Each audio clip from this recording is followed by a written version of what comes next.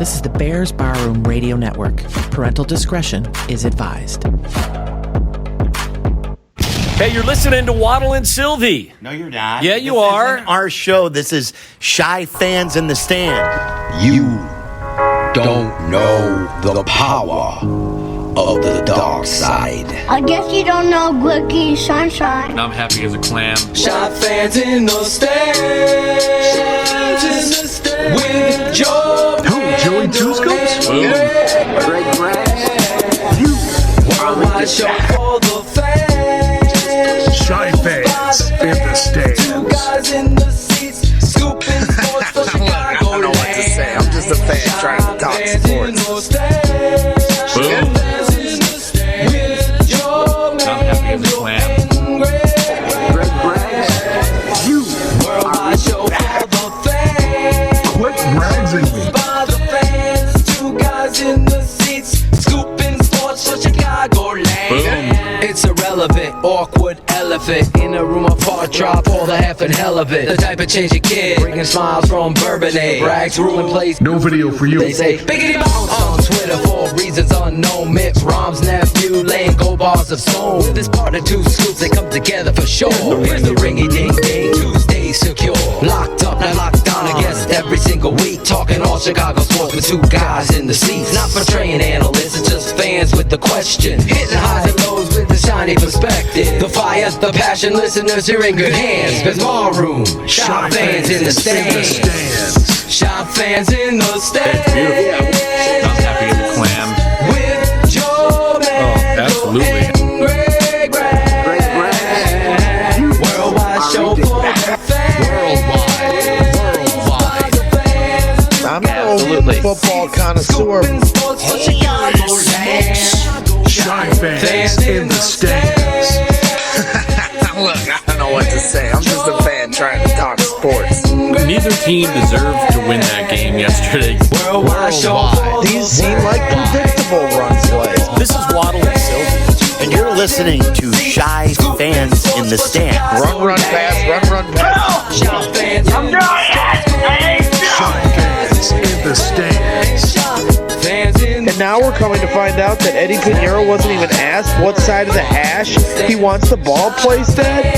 Oh, absolutely. Shy Fans in the Stands. Throw the ball and run no huddle. What's up, Hakeem? Oh, what's up, Bears Barroom? Hey. Y'all got a great show going on. Thank you, sir. Can't wait to come back on. Hey man, about 9 years ago, I auditioned for American Idol. What's up, everybody? This is Corey Wooten, and you're listening to Shy Fans in the Stands. Boom. Hey, this is David Kaplan from ESPN 1000 and NBC Sports Chicago. You know what one of my favorite shows is? Shy Fans in the Stands with my guys Greg and Joe. They are awesome. Boom. Is that good enough for you, wise ass? What about our buddy Greg Bragg? Shouldn't we mention him? No.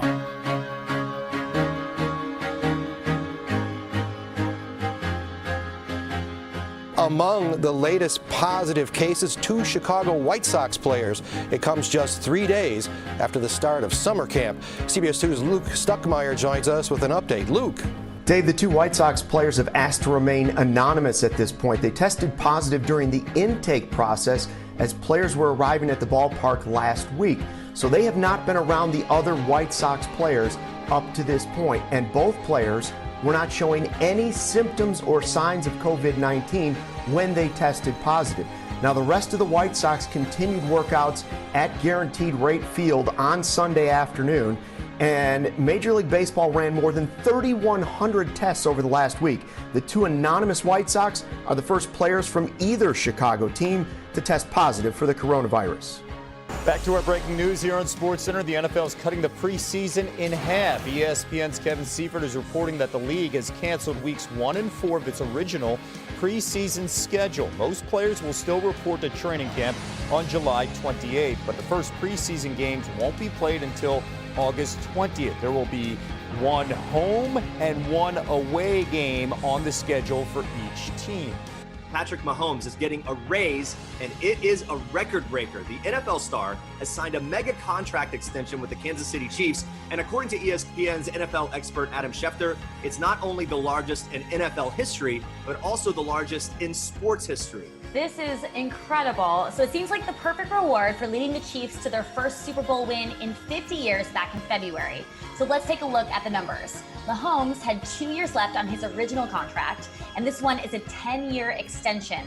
So according to Schefter and ESPN, the deal, quote, includes $477 million in guarantee mechanisms, but it could eventually be worth up to $503 million. I can't believe it, Jeremy. That is an insane number. I can't even imagine what I would do with that money. I mean, we're talking huge numbers here.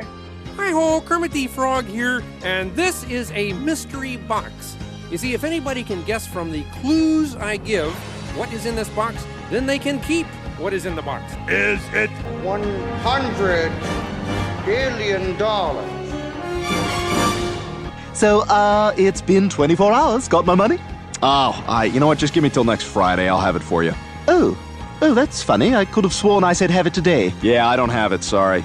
Oh, well, all right then. Where's the money? That is not very nice.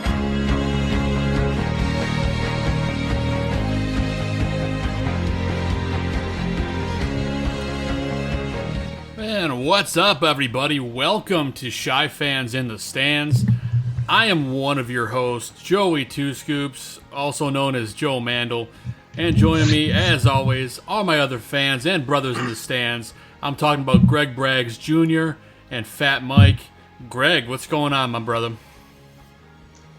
What's happening, Joe? Just enjoying, just getting wound down from my 4th of July weekend. Had some fun, tried to unwind a little bit. You know, this pandemic's had us all locked in our houses, wound up tight, and it was nice to just be able to let loose and go outside and grill out. You know, everybody's socially distancing, so to speak. You know, in Indiana, it's a little different than I feel like some parts of the country. Not everyone's wearing masks, but, you know, for the most part, people are keeping their distance, you know. Some people will shake hands. Others are saying, no, thank you. So no judgment, you know, either way. You know, it's kind of a thing we all have to maneuver through. But I felt a successful 4th of July. I was worried about, you know, how it would go with everything going on. And I actually had a good time. We were able to spend some time with family and friends and eat some good food and enjoy the nice, beautiful, hot sun. I know Fat Mike loves that hot, warm sun, you know. Yes, he does. Glowing down on that beautiful bald head of his. Right, Mike? No, I'm dying, guys. I can't take any more of this heat. I really am. It's killing me. Every time I move, it's just a new bead of sweat. It's disgusting, and I hate life right now. I hate this heat. I can't wait for snow. Did you guys have a good 4th of July real quick here before we bring our special guest on? Oh, yeah, I had a great 4th. As I spoke with Mike, I picked up a stomach bug over the weekend, and I didn't really leave my house. So it was awesome. I had explosions in multiple ways, guys. And my fourth was good, too. I hung around with family, did our own little thing. We had a really nice party over at my brother Josh's where he rented a mechanical bull. You can see them pictures on Facebook. My fat ass destroyed the bowl. How is there no video of this? There is video, but it's pretty bad. It's funny, man. I gotta post. You need to share this video with the masses. It's rated. It's rated. I recorded on like a flip phone, so like the video quality is not good. Recorded it from a potato. Yeah, exactly. We'll post it anyway. The world of Twitter needs to see this, and I know Shane, when he hears this, will be chomping at the bit to see that. So, but why don't we bring on our guest? You know, he's we've been waiting here a few weeks. I've been working towards booking this particular guest, and I'm excited to bring him on. And don't want to keep him any longer because I'm sure he's got to get to bed. But again, it's baseball season now. It's coming quick. We're 16 days away or so from opening day. Believe it or not, what a statement that is in the middle of July. So I thought we'd, last night Fat Mike brought on Jordan Bastian from MLB.com, setting the tone for them for the baseball talk. And tonight, we're going to keep that going. That's right. And guys, we are joined by Cubs Anthem singer John Vincent. John, thank you so much for joining us on Shy Fans in the Stands tonight. How are you? I'm good. How are you guys? Oh, we're doing great, John. We're hanging in there. This has been a long, pandemic that we're still going through, and sports lockout. We haven't had, the major sports here in months, but it feels like the light is at the end of the tunnel here, and we have, the players are at summer camp at Comiskey and Wrigley, and that's encouraging to see. I took my daughter Addison up to Wrigley with my wife over the weekend just to walk around the stadium, get a feel for the vibes again. We were wearing our masks and everything, staying away from everybody, but excited for baseball season. Opening day only a few weeks away, so we wanted to bring you on, and we really appreciate you giving us some of your time tonight. And so I want to know, are you going to be singing the national anthem even if there aren't fans in the stands? I do not know. I haven't heard anything yet. Interesting. Are you surprised that they haven't made a plan one way or another when it comes to that? You haven't heard any kind of whispers? I don't know. I'm not surprised because I think with COVID, and the cases and everything, I think they're more concerned about the health of the players right now, and I think they're taking all the precautions necessary, and that's I think what's first and foremost, obviously, with everybody's health. Sure. And John, I pulled some audio from Game 4 of the World Series where you were able to sing the anthem. I'm going to play it quickly. I sound horrible. I sound so bad. I sound so bad on that one that it was horrible. I was nervous. It's so off key. It's hilarious. Well, I've got less than 45 seconds, and after we'll play a quick clip of it, then you can tell us where it went wrong. We'll play it quick, and then in the beginning. We'll play it quick, and we'll just get your thoughts about how the atmosphere was. You don't even have to talk about the song. So real quick, here is Game 4 of the World Series. Let's take a quick listen. And now, ladies and gentlemen, join John Vincent as he honors America with our national anthem. Gave proof through the night that our flag was still there. Oh, say does that star-spangled banner yet wave. All right, John, so I will fade it out right there for you. But real quick, I just wanted to get your thoughts. What was it like singing at the first World Series at Wrigley Field in what feels like ages and eons? Oh, I was so nervous. My fat ass, if you see the video, my fat ass, I swear to God, I almost faint when I was getting to the end of the song. I had a really bad cold, and I got really sick the week before, like between the Dodgers series, right after that Game 6 and that Game 4, I got really, really sick. I was doing a bunch of interviews, and if you look at the video, like I said, my fat ass takes a step back when I'm holding the note. I literally got lightheaded at that. That was the only one time I got lightheaded, and I'm sure it was because I was sick and because I was extremely nervous. God, I was so nervous. I hate my voice, so I don't like listening to it. So, Well, that's what I want to know, John, because I love your voice. To me, the first time I ever heard you at Wrigley Field, and all respect to Wayne Messmer, I think Wayne Messmer has done an amazing job throughout the years, kind of setting the tone each day, when you go to a Cubs game. But when you came there and did the first time I ever came across you at Wrigley, I just never seen anybody do the national anthem in your way. And like you said, the way you hold the free, for those that aren't listening, John, you kind of separated yourself from all the different national anthem singers by holding the free for, what's the longest you've gone? At least, I think one time I had you clocked at 26 seconds. I've gotten to a point now where I clock you when I go to games. I love it. That might be it right there. You might. Where did you come up with? Where did the start of this come from? Well, my father came to the United States in 1960 from Italy, and my mother, she came here earlier, and they met here in Chicago. But my father, he's 85 years old right now, and he said to me when he took me to Italy when I was a kid, he said, "Johnny, I hope you never see what I saw in my life." And I asked him, I said, "Dad, what did you see?" Well, it was a very small rural town in Italy, and my father showed me one point where a Nazi soldier kicked him down the stairs, and then another point where it's in Sports Illustrated where I talk about my grandmother having a Nazi soldier put a gun to her head. And I said, "Dad, I thought Italy and Germany were on the same side." He's like, "Are you kidding me?" He goes, "No, the Germans kicked us out of our house. The Nazis put us, we lived in a barn for a few years." He told me about this disease that the horses of the Nazis had some kind of airborne illness. So they were killing the horses off to not have to spread this disease that was killing the horses. Well, my father and his family waited, and they dug up the horses with the other villagers and ate it. And my father would tell me about using motorcycle tires to make shoes. And if he got an orange for Christmas, it was a huge gift because it was a tropical fruit.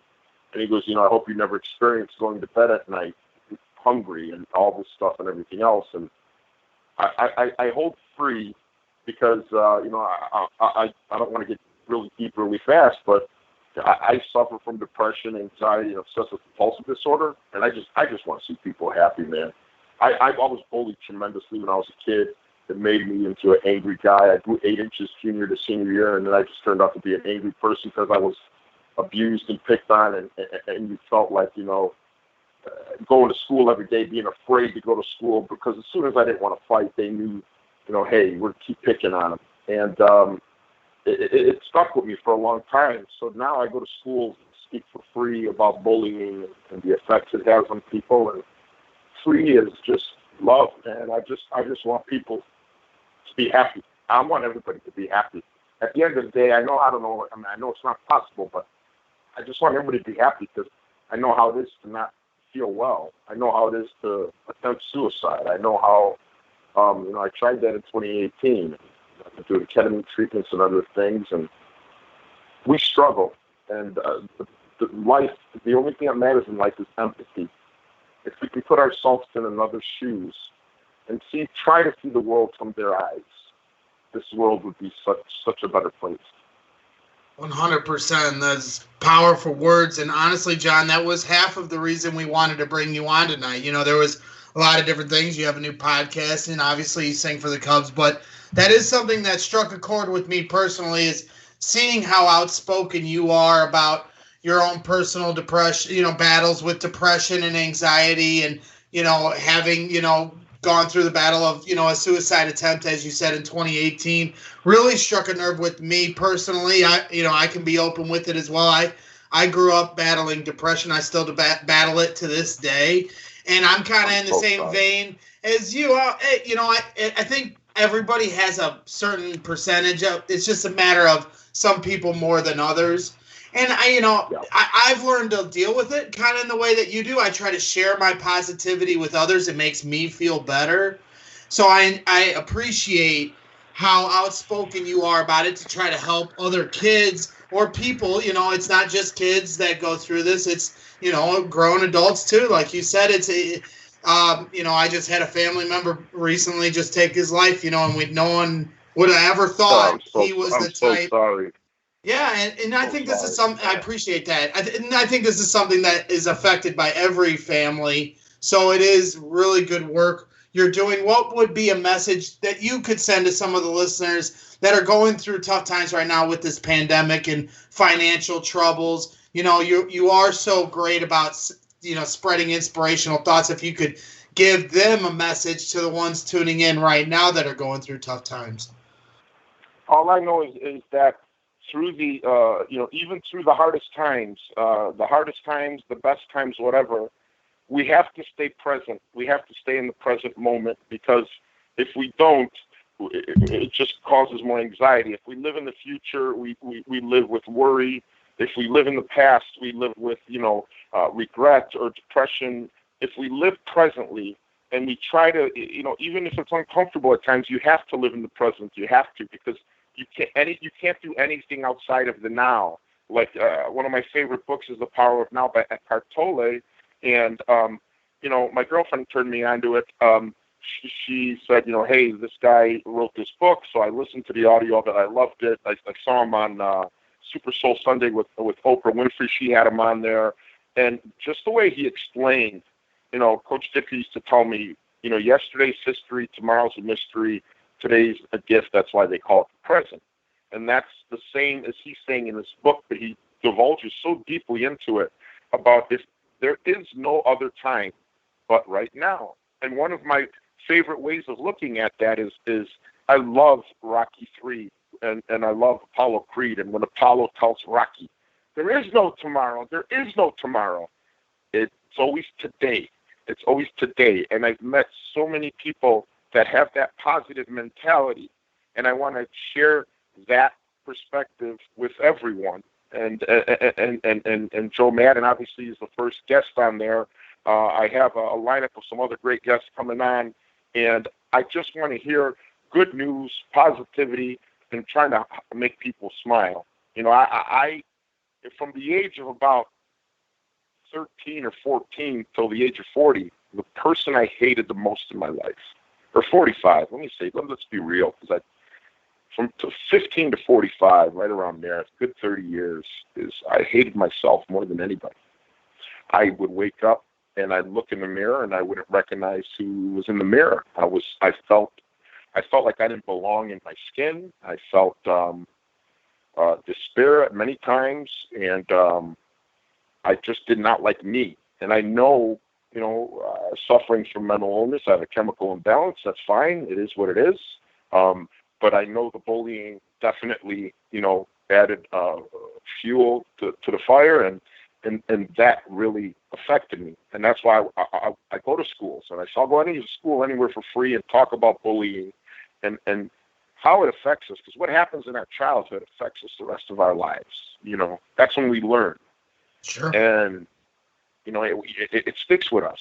And the best thing we can do for anyone is, like I said, empathy. That's my belief anyways. If we can put ourselves in every other person's shoes, and just understand how people feel, male, female, transgender, different colors, different races, different religions, and just differences, people with money, people who don't have money, and just understand, like, you got to look at the world through other people's eyes. You can't, I was so selfish when I'd be like, oh, poor me, poor me. But then when I started saying, oh, my God, Johnny, you got to look at people are struggling. There's people struggling out there. There's people who can't pay their mortgages. And that I started really, I always had a feeling for that because I didn't like sadness. But when I hated myself, I wasn't happy. So I was very self-consumed with myself. And you kind of, being with OCD, it's a very selfish disease. It's your mind is always preoccupied. If it's with thoughts or rituals or whatever, and it is what it is. I'm looking at it now. I'm okay with it. I can deal with it, and I'm depressed right now, but I think that's pretty normal because I think most of the people are, and that's why we're doing this podcast. If this podcast doesn't catch on and it doesn't work out, that's fine, because I want to stick to. It's going to be about positivity. It's not going to be people arguing about something. It's going to be about what makes you feel good. And obviously, when you get to the root of it all, when you get to the bottom of it all, you feel good when you're kind to another human being. Yep. I'm telling you. I mean, I know when we're angry, when we're frustrated, we're this or that. But if you, if you, I always say this to people, if you held a door for an elderly woman, and she has a walker, and she thanks you, and you say you're welcome. An hour later, you're not going to say, why did I do that? But if you're in like an argument or something, and you're yelling and screaming, or you walk outside of your house and you don't say I love you to a loved one, you have an argument with a family member or whoever, you're going to look back and say, why did I get angry? Why did I do that? You know, why? It doesn't sit right. Yep. And I just believe that there's two feelings in life. There's love, which comes from our inner being, our spirit that connects every single human being on this planet and in the universe, that connects us, that love, that amazing love. And then the ego. The ego is the brain, which is full of fear. And through fear, you get anger, jealousy, resentment, envy. You know, the more you can follow the love that we all have inside of us, the happier and more peaceful our lives will become. The problem is the ego is very hard. I mean, the ego, you know, is always being negative on us, and it hurts us. You know, we want to keep trying to keep up with everybody, get a nicer car, a nicer house, do this, do that. You know, whatever. I used to be jealous of other singers, or you know, now I want everybody to sing. You know, I'm lazy anyway, so sing and I'll sit back and listen. You know. Seriously, like when I first started singing, I didn't want to share the stage because I was afraid that singer was going to be better than me. I mean, how fucked up is that? I mean, you should be happy if somebody sounds better than you. Now I listen to singers that people send me, hey, John, listen to this. I'm like, holy shit, that's good stuff. You know, and that just feels good. Just feels good. No, you're right. And doing good for others is absolutely something that will just make you feel good. You know, just, you know, helping somebody, you know, holding even something as small as holding the door open. I always try to preach to my daughter, please and thank you. And I think those little things go a long way, as you know, and obviously doing even a greater deed for somebody. But I do think that, you know, what you've gone through in your life, and just as you were saying, you're sorry to me, I am sorry to you. But I also feel like, you know, now that you've, you know, gotten to this platform, you have a purpose here, and you should be commended for trying to help others and going to these schools, talking. You're going to change some people's lives, you know, for the better for that. And that's what, you know, where I wanted to, you know, before I bring Mike and Joe into the conversation was, you know, where you talk about empathy, and there's a lot of stuff going on in this country as far as, you know, social injustice, racial inequality, people on both sides of the aisle politically very charged, very angry at each other. And you sing the national anthem, and now we're starting to see, you know, leagues are going to allow players to, you know, demonstrate their beliefs during the national anthem. You know, I would love to hear your thoughts on, you know, why that's important. I would assume you think that's okay. So I guess my question to you would be why you think that that is important, you know, for the greater good of the people. Going back to empathy, it tells you have to understand, if you do not put yourself in someone else's shoes, you cannot criticize and you cannot do anything. I have no problem with anybody kneeling for the national anthem. I think it's a humble and it's a protest of humility. And I have no problem with that. And because if we say you can't kneel, and I've talked to many people in the military, then we're not in a free country. And I don't want to. I just want to, like, again, it comes down to, like, I'm 47. I've been through a suicide attempt. I'm going to be 48 pretty soon here. I've been through depression in my life. You know, you want to be really raw and honest, I haven't saved money. And this pandemic just kicked my ass this year. All these parties got canceled, and I'm going to be scrambling to figure things out. I've never been good with money or anything like that. And I want to live just for happiness. Because sometimes you look at it and it just says, life is so short. I just want people peaceful. So absolutely, if somebody kneels for the national anthem, they have every right to as an American, because that is American. You're free. That's great stuff, John. John, real quick, I'm Fat Mike, man. How's it going? Thank you for joining us tonight. I really do appreciate it. Oh, thank you. Thank you.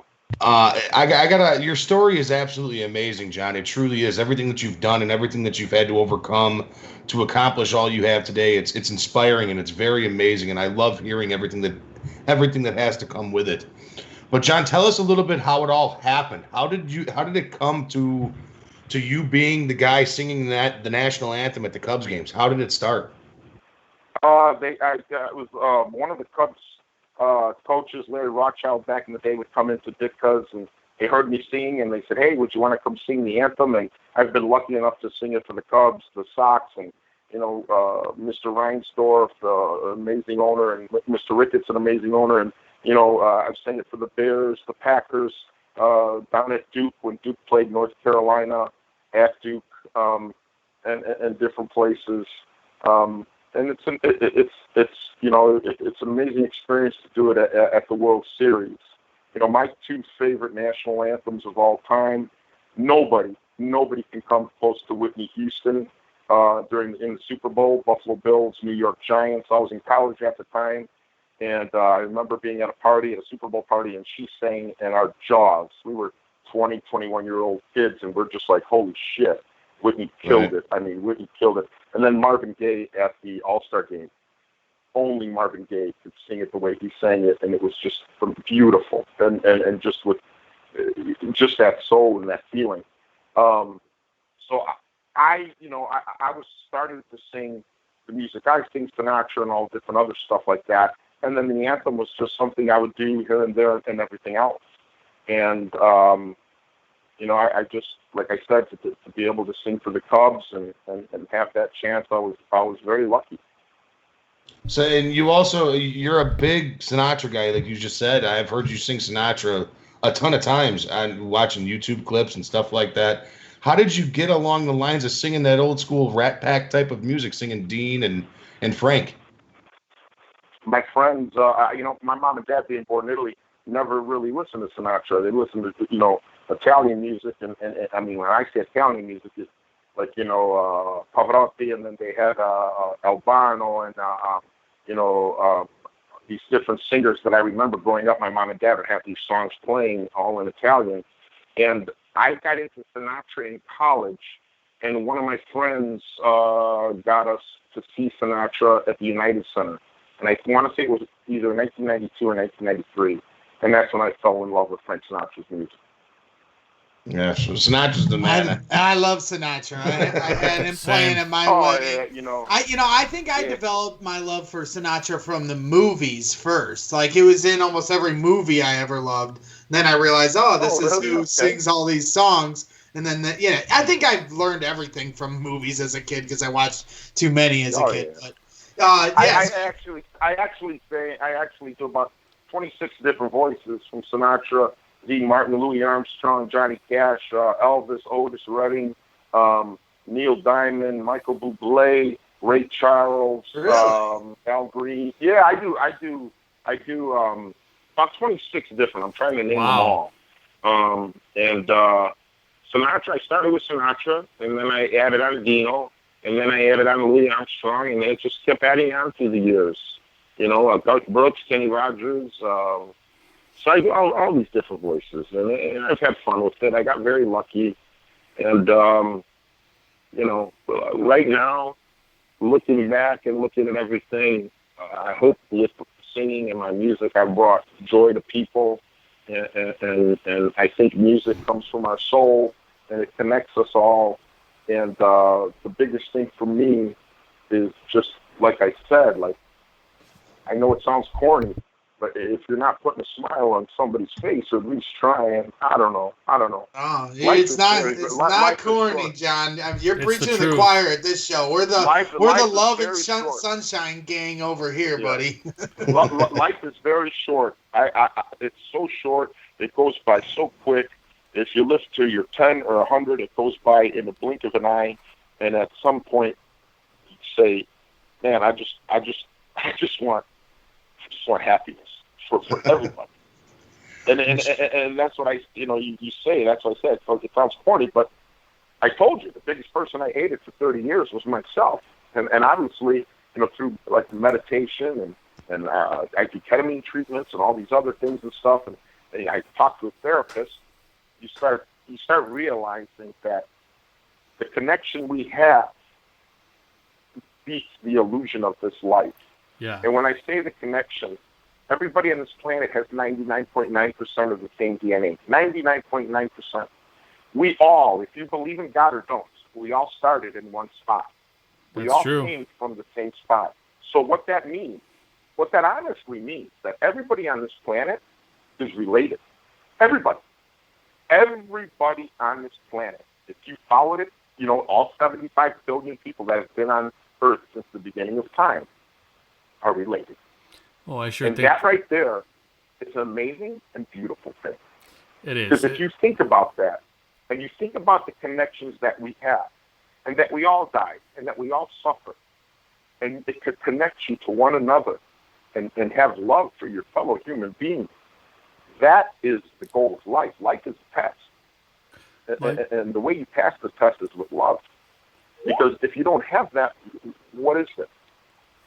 Absolutely. And, talking and about... a guy told me one time, he said, John Vincent, you can say that this because you have money and you could talk, you know what? No, I don't have kids. So, yes, I don't know how it is to not have money and have kids. But I screwed up big time in my life, wasting money. I've been bankrupt twice. I don't have money saved. I have not saved money. I'm not a person who thinks about money. I've had, times when I didn't have anything in my bank account. And right now, I don't have much money in my bank account. And I'm talking about, to be honest, I have about $2,000 in the bank. I don't give a shit. What I give a shit about is not giving up and keep trying. If I don't give up, if I stop, and there's no point to this. Exactly. But it's that energy that can come out from those kind gestures, smile, saying hello to somebody, holding a door, not being an asshole when you're waiting in line for coffee, when you're lucky enough to get coffee, when there's kids in this world who can't even find clean drinking water, and we gotta wait 6 feet apart to get coffee. So what? Right. Be kind. Help people. Help. Well, it's funny you bring that up, John, because I was actually talking with my wife today, and we were walking out, and I was holding the door for someone at the store, and I was saying, why are people so caught aback when you're nice to someone? Like, everyone thinks that there's a catch, but why can't people just be nice to each other? I mean, at the end of the day, that's all we want, right? Because we're fearful. We're fearful. Our brain makes us fearful, right? Our brain, the ego, is totally driven by fear. So it wants, because it knows it's going to be nothing one day. Our body, and you never own anything on this planet. You don't own your house, even if you do. You don't own anything, and especially you don't own your body, because in 100 years from now, 200 years from now, whatever, if you get embalmed, I'm going to get cremated, whatever, your body's going to be gone. Right. And eventually your body will be gone and return back to the universe. And so what really makes us is what's inside of us, that connection. I know you guys have felt that connection before. That Absolutely. feeling when you think of somebody and then they call you. That feeling of you see something and then all of a sudden you're feeling a certain way and then you get a sign. Yep. That's that connection. That's the connection I wish all of us could understand. And the respect that comes with that connection is love. And talking that's what we've been trying to do here. Actually, in the last week, John, we helped raise over $3,500 for kids with cancer. For the Pediatric Brain Tumor Foundation. Awesome. Just for some giveaways with the barroom people, and for the exact reason you just said. Try to think about somebody in a worse position than you. Yeah, we can all bitch about our current circumstances. We all have different strifes we're going through in our lives, but we had a guy on that runs the Versus Cancer Foundation talking about, parents that literally have to split time to go to the hospital to see their kid because you're only allowed one parent in at a time. And these are kids that are struggling with cancer every day, to try to be upset that I can't get a haircut or I can't, I have some restriction. I got to wear a mask if I walk outside. Like, come on, there's people, and if you just, like you said, if you just try to think about somebody that's worse off than you, then this world in general would be a much better place. Yeah, I really appreciate all the message you're spreading here. We could talk sports all day here, but we are more than just a sports network. We talk about, real stuff, and the things you are saying tonight are truly powerful, and honesty of yourself, honestly, is for me very humbling, because I'm kind of in the same breath as you, man. I could go all night long about this stuff. I don't care about money. I only care about waking up every day with a smile on my face and making sure I raise my daughter to be a good person. I've made a ton of mistakes in my life, and like we were talking about. We cannot be perfect. Nope. It just isn't. Only thing we can do, and I felt sorry for myself many times in my life. Oh, John, you didn't do this, you didn't do that. If I'm going to get sorry for, being, I have an addictive personality. I haven't had a drink in, over a year and a half because I couldn't have one drink. I'd have 20 when I would go out with my buddies. I love to gamble, go to the casino and waste all my money on video poker, which I have, which is horrible. It's a horrible addiction. And something popped up on my Twitter feed that said men who were bullied have a connection to compulsive gambling. Am I going to go back and say, okay, John, it hurt me and I felt sad. I thought maybe this wouldn't have been me, but now it's in my hands and I got to do something about it and I got to be positive and say, John, you've got to stop. You've got to be the best you can. And if it's stop drinking because it's not good for you and your health, you got to do that. Stop gambling because it's not smart. You got to do that. And I struggle. I struggle with food. You guys see me. I'm huge. And sometimes I lose weight and I'm in better shape. And I just have an addictive personality. And I'm sure that comes from my childhood with the abuse I had taken, as a child. But it's okay. I'm going to keep going and I'm going to help everybody else. It made me more compassionate to others. It made me much more compassionate to others. Like I said, that's such a time when I hated myself. I didn't feel good because I just didn't feel good about me. But once you find true happiness, which is not going to be with you all the time, but peace and that true happiness of understanding that connection, life becomes pretty interesting. And you see the beauty in the smallest things. The littlest things can make us really happy. And that's that smile, that conversation. My dad's 85 years old. Talking to him on the phone means something, and going to see him is so different now than it was. And my father should have been dead at 67. He had stage 4 colon cancer. It spread to his lymph nodes. And the doctor told him that. They said, it's going to come back. And in his heavy Italian accent, he goes, you don't know, and I don't know. 6 months later, he goes to the doctor. He goes, it's going to come back. My dad says the same thing. It sounds like a joke. You don't know, and I don't know. 6 months later, he goes back again, and he goes to the doctor. He goes, you're too negative. Whatever happens, happens. And my dad's 18 years cancer-free now. God bless him, man. God bless him. That's amazing. Stage 4 went to his lymph node. Had the bag for a while. Had a bunch of his colon removed. Were able to get the bag away and reattach his colon. And amazing what the doctors did and God and everything. And my dad survived. But I have many other family members who passed. And that's sad. It's sad. And they say that 93% of people in hospice, I'm assuming it's true because it feels like it is. They say 93% of people in hospice talk about love, family, and friends. Not material things, not all this other stuff. Love, family, and friends. It's the stuff that really matters. That's what the stuff that only matters, right? The stuff that really makes us feel good in the day. Like when you, there's nothing wrong wanting approval. There's nothing wrong liking having somebody giving you a compliment and feeling good about it. There's nothing wrong about wanting people to like you. People think, oh, why do you have to have, well, because it feels good. That's okay. Not everybody's going to like you. But it's good when you feel liked, and it's good to like somebody else. It is. And you spoke about wanting to make connections and kind of help people, and that's what you want to do with your podcast. And tell us a little bit about the connection you have with Joe Maddon, and talk a little bit about the conversations you've had with him.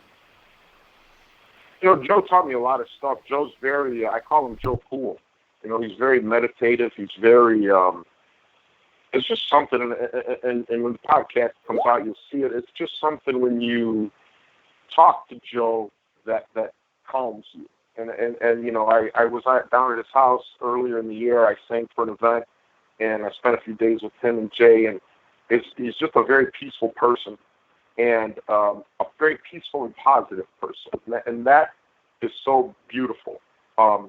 When you have that peacefulness inside and you have that positivity, and he does have that love, it brings so many, good feelings. And I've been very blessed by many people here in Chicago who've been very kind to me, from, organizations like the Cubs. Oh my God, they gave me a World Series ring. Are you kidding me? I mean, I grew up a Cubs fan, on the south side of Chicago, right by Midway Airport, Archer and Cicero, and I grew up a Cubs fan because, and who would have ever thought I would have a World Series ring? I never would have thought that. That was the most generous thing Mr. Ricketts and Mr. Kenny did for me. It was unbelievable. They said, John, you're part of the family. It's amazing. And all the happiness and joy Mr. Reinsdorf brought us, and how kind he's been to me with the White Sox and the 6th championship with the Bulls.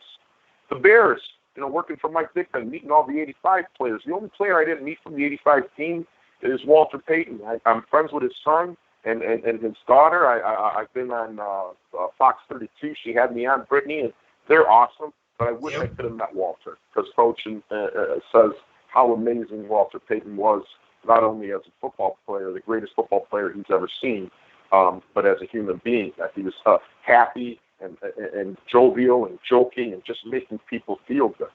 So, and then also with the Blackhawks and seeing their incredible run and having, the organization was so kind to me, and Mr. McDonough and them there and all that.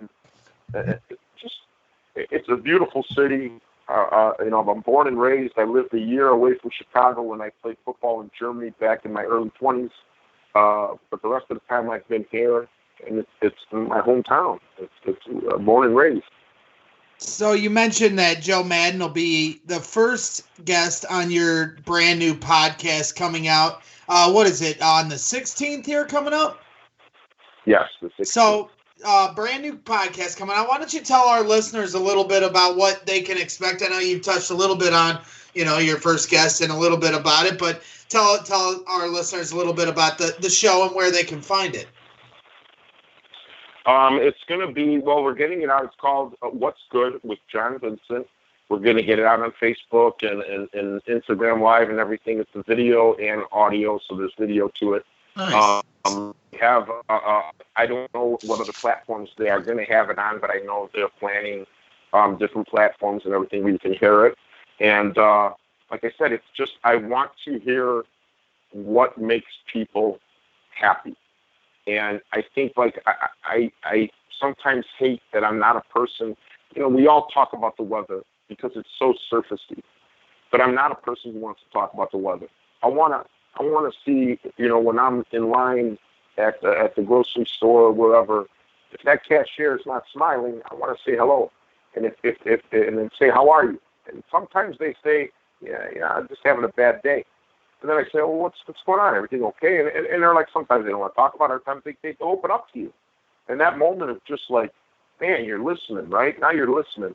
And I have to be a better listener because I talk so damn much. I'm such a fucking... I'm such a crazy... No, we are kindred spirits, John. No, guys, I fucking talk like constantly. And sometimes I just go on and on. It's ridiculous. But, I mean, it's like...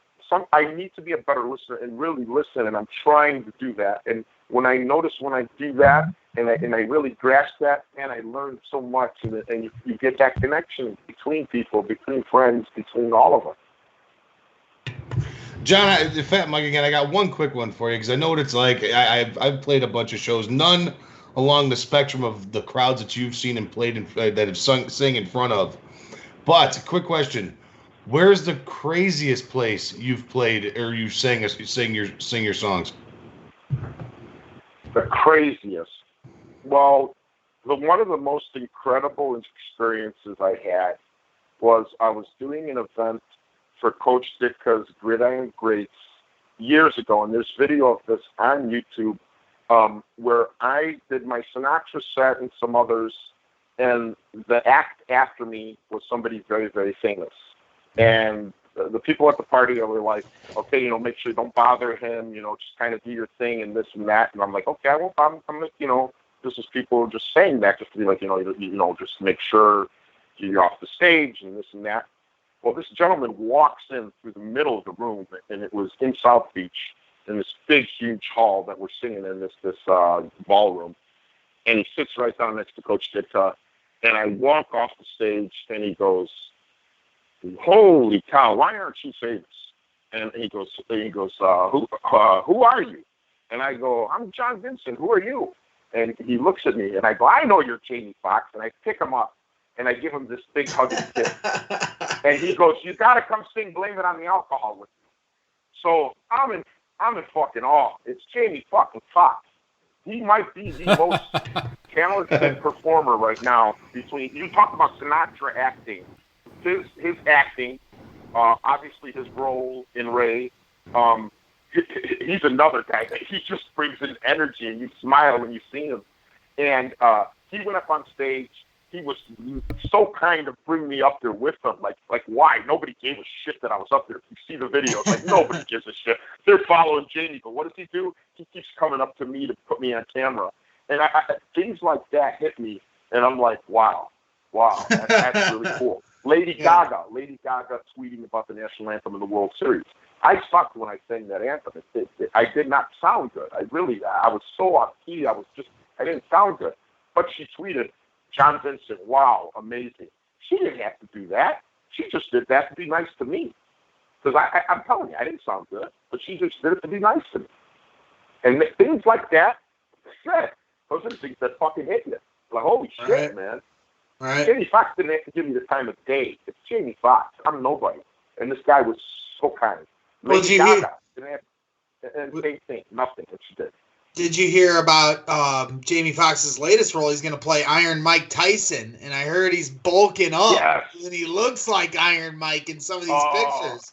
Isn't that crazy? I heard that, and I saw Tyson throwing punches, and I'm telling you, if that doesn't scare the crap out of you, I mean, Mike Tyson as a fighter is just incredible. He was something.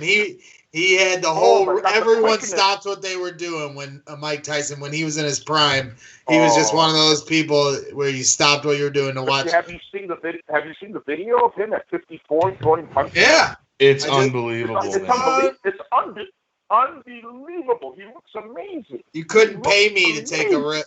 Couldn't pay me to take a rip from him like Zach Galifianakis in The Hangover. I would love to see him come back and just show Tyson Fury, George Foreman Wilder in the 50s. Come back, why not? We've seen other boxers do it. George Foreman. Yeah, I know. I love George Foreman's comeback.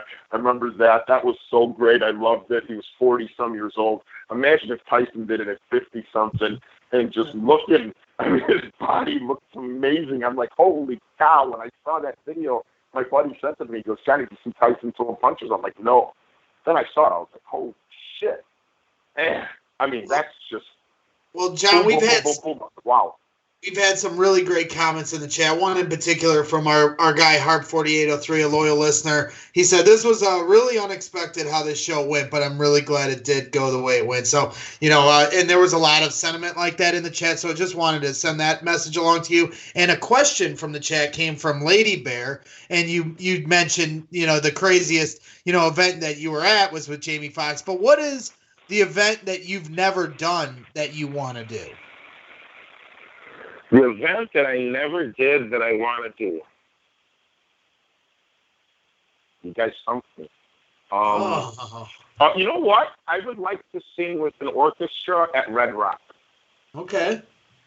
I would like to sing with the orchestra. I've sang with an orchestra before, and we had 66 pieces. It was 20 violins. It was awesome. It was so much fun. But I heard Red Rock in Colorado is just an amazing place. I would like to sing there, obviously, and just, kind of with everything going on now, you just want to sing to make people smile. So, it's almost any time you get a chance to sing now, you get kind of pumped up because people are, not expecting it, and they're like, "Oh, this is great." And, again, when you entertain, you're working for people. When you're an actor, when you're a singer, when you're a sports player, you work for your fans. Without people who enjoy what you do, it's nothing. So I appreciate the kindness, and I appreciate the people who enjoy it, and it means a lot. Well, you definitely mean a lot to us.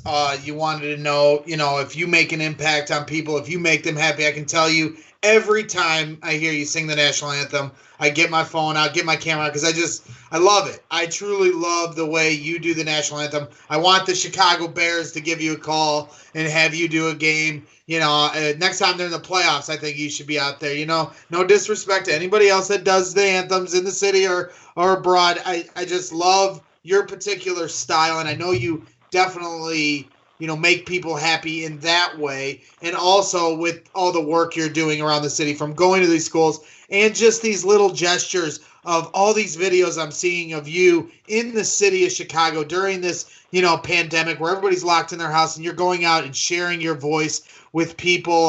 105-year-old birthday for a nice sweet lady, at the hospital. I have friends. Yeah, I have friends that work at that hospital just singing your praises, and you deserve it, truly, for the kind of work you do. There are two things, in my opinion, that bring people together that we can set aside all our differences, and it's sports and music, and you kind of encapsulate both.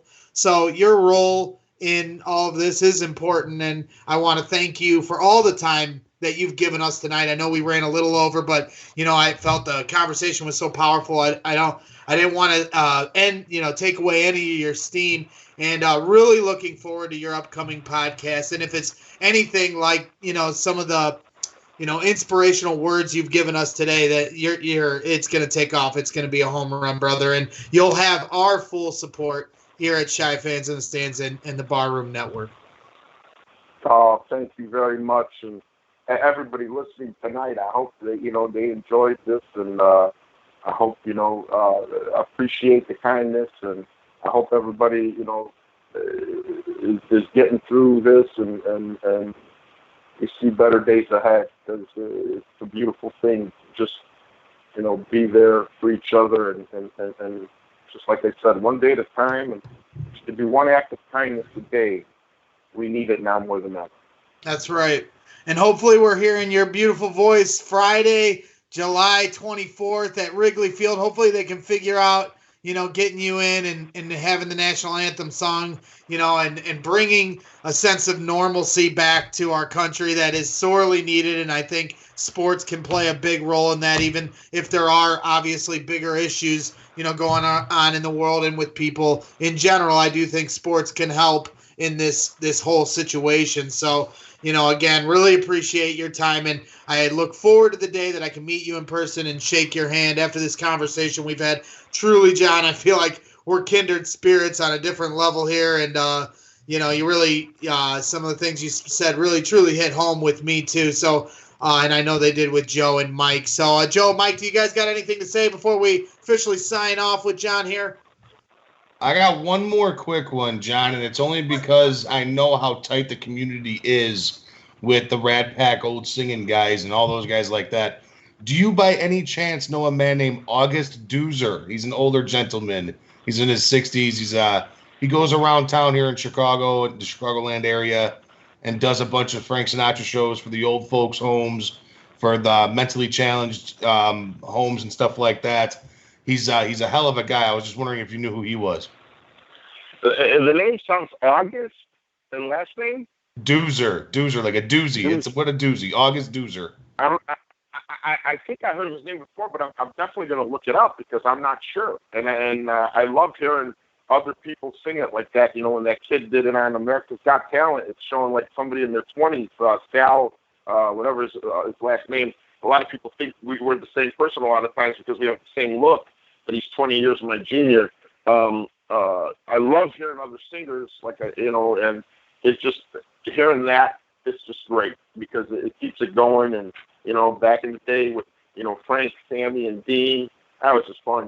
Seeing those guys perform at the Sands and all that stuff, it just put a smile on my face. So anytime I could hear somebody else sing it, that's awesome. Well, John, one more friend shout out. I was told by my good friends, Terrence Young and Karen, they wanted to pass along a hello message to you. They said you're a hell of a guy and a great friend, and I've definitely learned that today. Oh, I love them. They're awesome. They are great people. They're so much fun to be around. I spent a lot of good time with them in London when the Bears were in London, and look forward to getting back to some Bears games hopefully this year. Fingers crossed. But one more quick favor before we completely spring you loose. You know, we do commercials, you know, during our show, and we like to kind of integrate the guys that we've had, you know, as guests on the show. So if you could give us a station ID, we would really, really be honored by it. Yeah, what would you like me to say? Yeah, just say, you know, hey, this is John Vincent, you know, however you want to, you know, describe yourself, singer of the Cubs, whatever you want to say, and you're listening to Shy Fans in the Stands. This is John Vincent. I try to be a singer, and I'm listening to Shy Fans in the Stands, and thank you for having me on. Did we get it, Joe, or did I cut him off like I always do? Let's just try let's do it one more if we can. I'll count you in, John, whenever you're ready, okay? Okay. All right, okay. Here we go. We're gonna do 3, 2, 1. Hi, this is John Vincent, singer here in Chicago, and I'm no, don't feel bad. Like we always say on this network, it took Akeem Hicks 9 takes, so don't feel bad. This is only take 3. So again, John Vincent, and you're listening to Shy Fans in the Stands. That's it. You can dress it up however you want, but that's just the main. I got you. Yeah, sing it like Frank. Sing it like Sinatra to us. I'm ready. All right. I'll count you in one more time. Here we go. 3, 2, 1.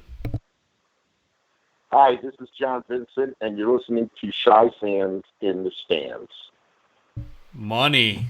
Oh, perfect. There you go. You know, I think Joe, Mike, and I are going to have to do a contest of who can hold the free longer, because you definitely hold the record. I don't think any of us can hit 26 seconds, but we'll have to give that a shot after we cut you loose. But, John, again, appreciate all the time you've given us tonight. Best of luck again on your podcast here going forward. You'll get all the support in the world from us, and we'll be tuning in on the 16th. Really look forward to the conversation between you and Joe Maddon on your new podcast called What's Good. So we'll be sharing it along to our listeners. But I would really want to thank you and your agent for all the help and giving us the time tonight. It is greatly appreciated. Thank you so much. I appreciate everything, and you guys have a wonderful night. You as well. We'll talk to you soon, John. Sounds good. All right. Take care, John. Thank you. Take care. Thank you. All right. Man, that was a great interview. I was hoping he was going to be like, I'm John Vincent, and you're listening to Shy Fans in the Stands. I am John Vincent. Yes, I am. That was great, man. What a deep interview. So many different things. Excellent interview. Yeah, really. Harp was right. I had questions where I wanted to ask about, his, inspiration that he tries to spread to people. I know he does work in the community for that, and he is very open about, his struggles with depression and suicide attempt. So it was definitely stuff we were going to talk about, but was not expecting him to go as deep into it as he did. And I'm glad he did, because, I know there's a lot of our listeners that are listening in, and we all go through different trials and tribulations, and to hear someone, kind of be so honest with his personal struggles and say, hey, this is me. And, this is who I am, and these are the problems that I've been through in my life, but that doesn't define me. It's how I wake up every day with the right attitude and trying to treat people right. And that is something I try to live by every day. Treat others as you want to be treated, and love and respect people. As we've talked about a lot of serious issues here in the last month on this network. Very true. And we've talked a lot about, personal struggles that other people go through, from, Black Lives Matter, and to kids with cancer. At some point you got to look at you got to put yourself in someone else's shoes for 5 seconds. Absolutely. And if you can do that, then you might find that you are going to have that empathy for someone else. We all got our problems, but it's best to try to think about somebody else before you think about yourself. If everybody takes that kind of mindset, I agree with John. I think the world would be a better place. and so, I really, really appreciate everything John said tonight. Like I said, he spoke to me in a lot of different levels. I'm someone that has been through different struggles. I have a chemical imbalance in the same way. I'm ADHD. I definitely was a depressed kid. I've still battle those kind of things growing up. Now, is it as severe as what John's going through? I wouldn't say so, but everyone has different degrees of depression, I believe, everyone. And some is much worse than others. And, I appreciate the honesty he's given us today.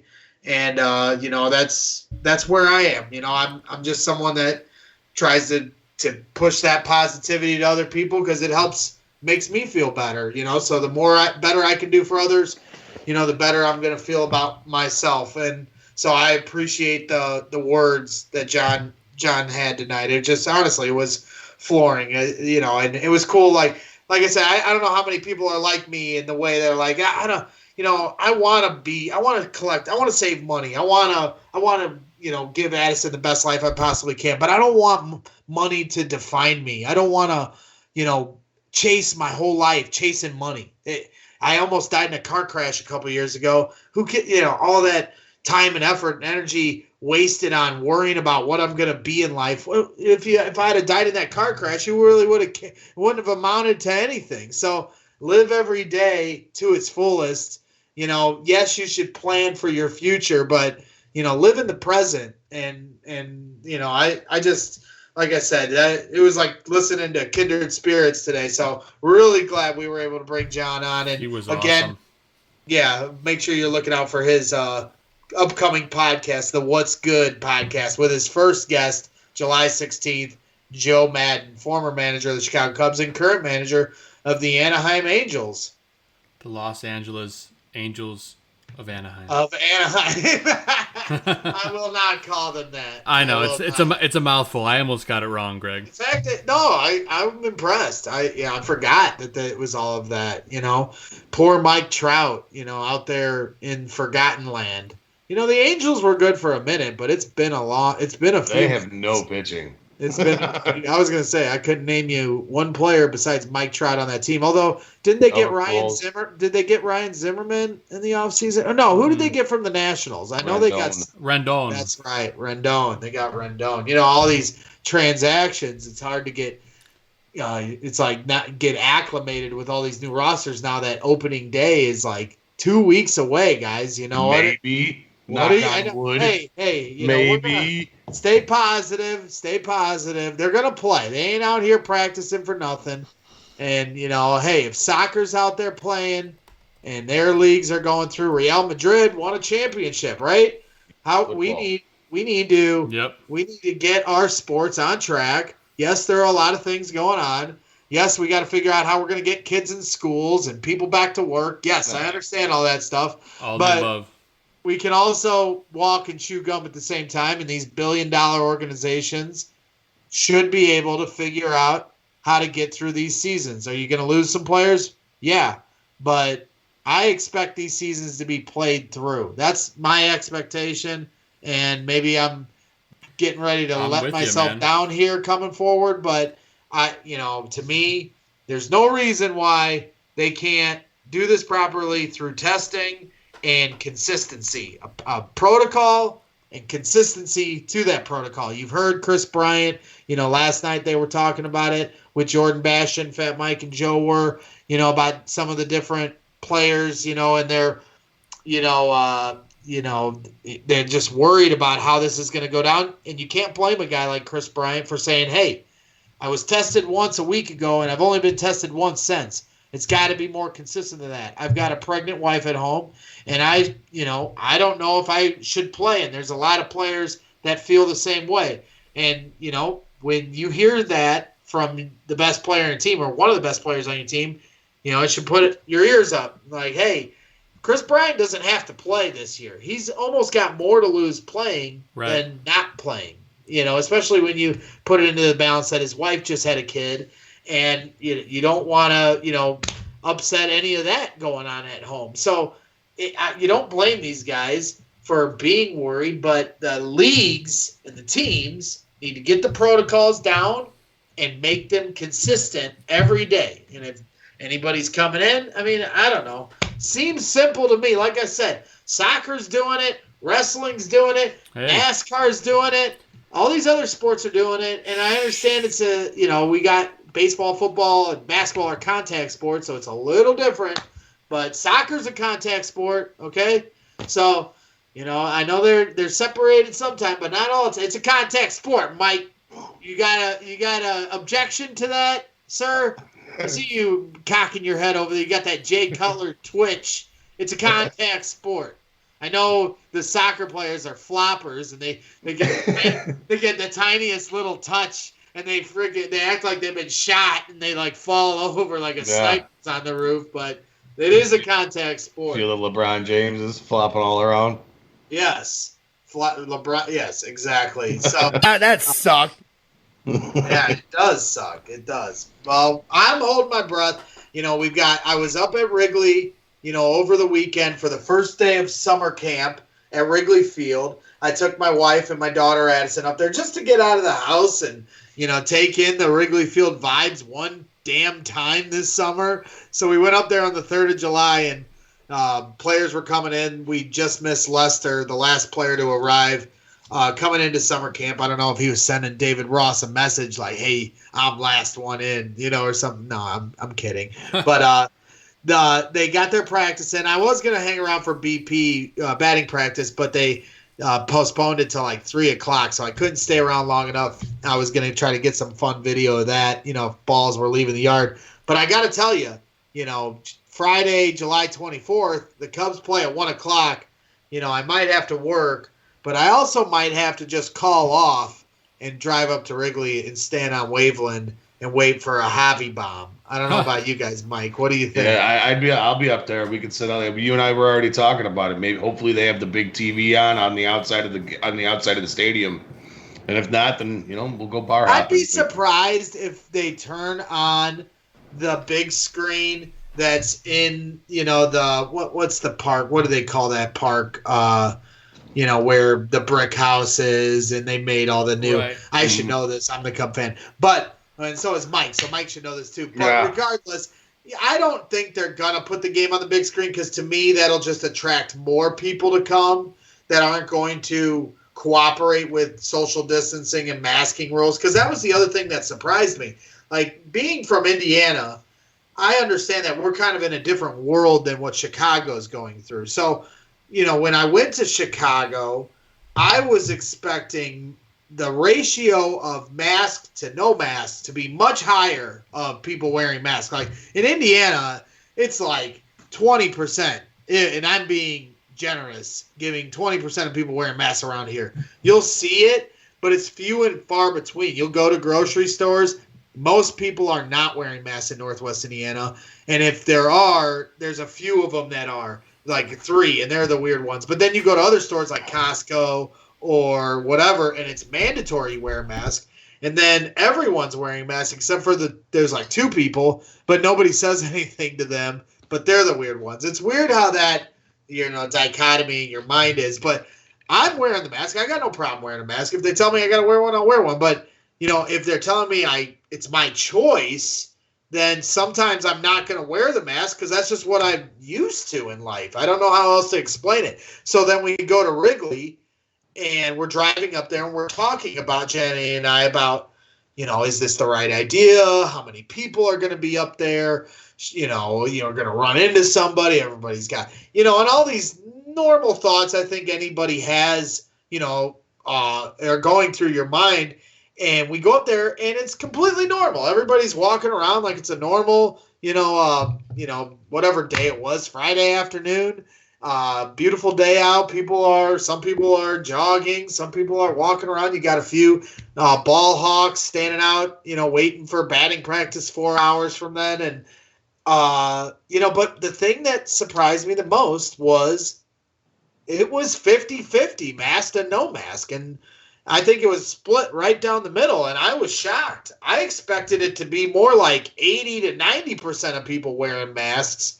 I mean, to me, if we all want to get back to normalcy, I don't know if we have to wear the mask, but if that's what it took, I'll do it. So I don't understand some of the people not doing it, but, to each his own. It's hard to judge anybody because, like I said, in Indiana, nobody's wearing a mask. I don't judge anybody around here. You go to Chicago, it's a little weirder because more people are. So who knows? I'm just thinking out loud here. But when we go to Wrigley on July 24th, Mike, are you going to wear a mask?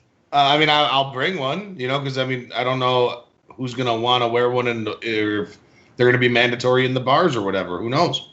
Yeah, they are mandatory in the bars. So but things may change between now and then. So who knows? I'm sure it'd still be mask on, mask off type deal. But yeah, I'm gonna bring one in case I can't get into someplace. But as of right now, no. Currently, I try to avoid my mask, and I'm not gonna lie. I try to avoid wearing my mask because it's uncomfortable. Because I'm a fat guy, and it's already hard to breathe as it is. And, the beard, I got the beard going, you know what I mean? So it's hard to, put a mask fittingly over your face when you got a beard. Uh-huh. But going to the supermarket, I'm wearing my mask. But I'm also a germaphobe though, too, almost in a way. I grew up in tattoo shops where I had to wash my hands all the time. You know what I mean? Before I touched anything. And you realize how disgusting people are after, working at a tattoo shop, but being pretty much raised in a tattoo shop, So, it is what it is. But, How about you, Joe? Are you going to wear a mask if you meet us over at Wrigley? Probably. Did you guys lose my mic, or can you hear me? No, we can hear you now. Okay. Loud and clear, buddy. Very good. If I go, I will wear a mask in the bars and whatnot and maintain social distancing. What about on the street? If we're out on the street, like I said, I saw 50-50 on the street. I guess it depends how spaced out people are. If it's congested, then yeah, I'll have a mask on. But if people are actually adhering to the distance rules, then probably not. Sure. Yeah, because I'd like to. I think it'd be fun to go up to Wrigley. I don't think they're going to allow us in the parking lots at Comiskey, but it'd be fun to just go by the stadium and go live on Twitter or something and just kind of give people a little sense of what's going on around the stadium. And then, like I said, if Javi hits a bomb out of the left field, stands over the wall, it used to be a lot easier before the renovations to get it out. But now, get one over a big bomb, 440-foot blast over that wall. I'm catching that mug. Easy. Hell yeah. That's what I'm doing. So that's what I'm looking forward to is, baseball's, 16 days away. We're in it's the final countdown.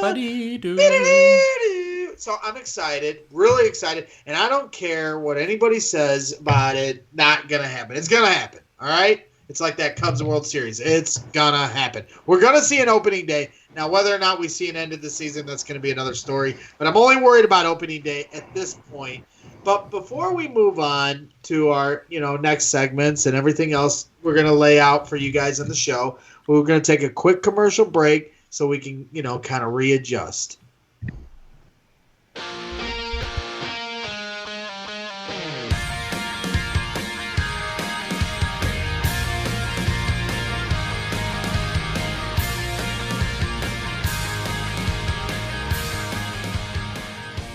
What's up, everybody? This is Corey Wooten, and you're listening to Shy Fans in the Stands.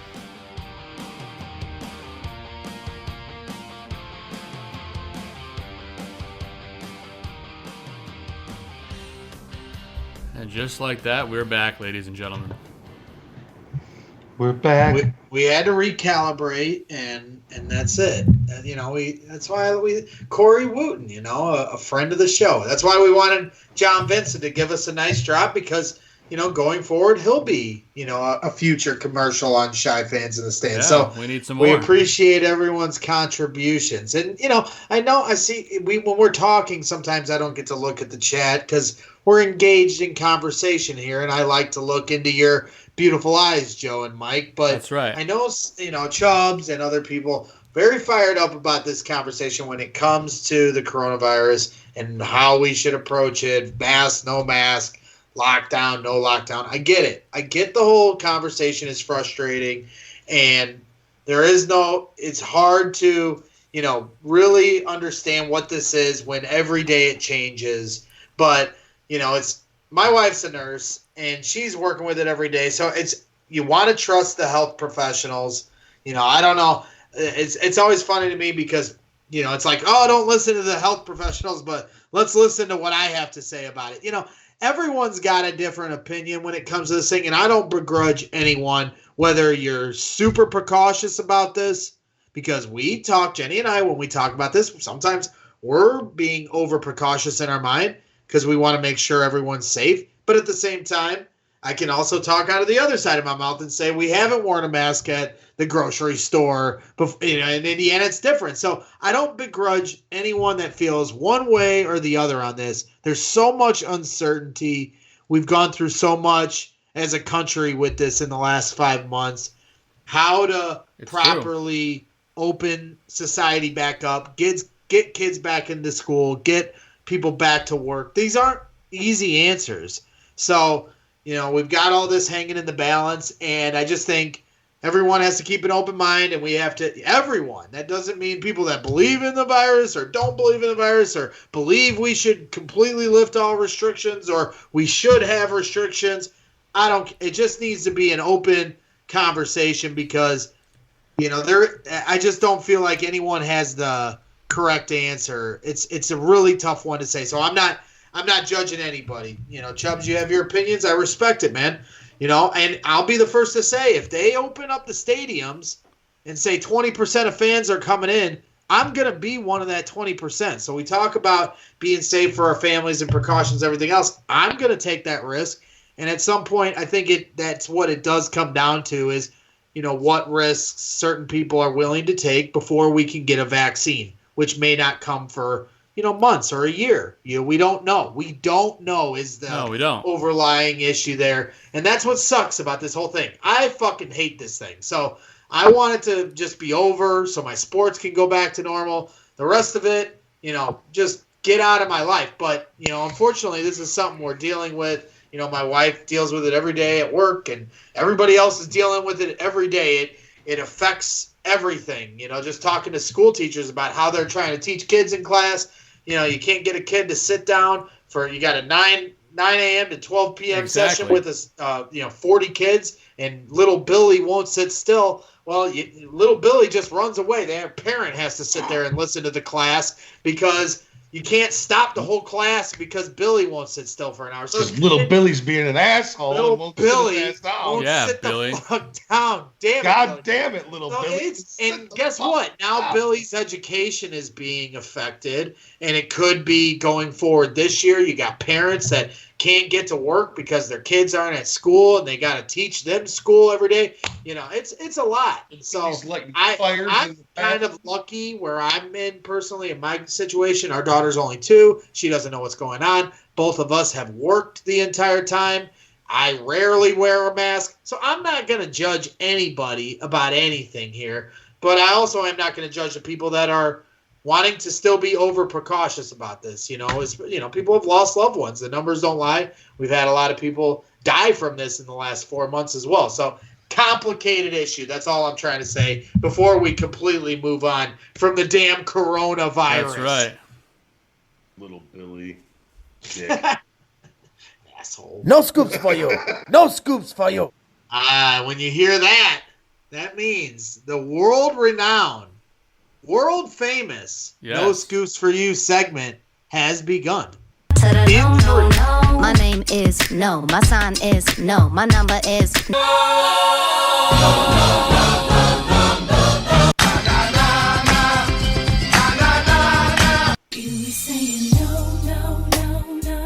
It's definitely a no for me, dog. Now it's time for No Scoops for You. No scoop for you. It's the part of the show where we tell you what really grinds our gears this week in sports and with life in general. Here it comes. Boom shakalaka. Kaboom!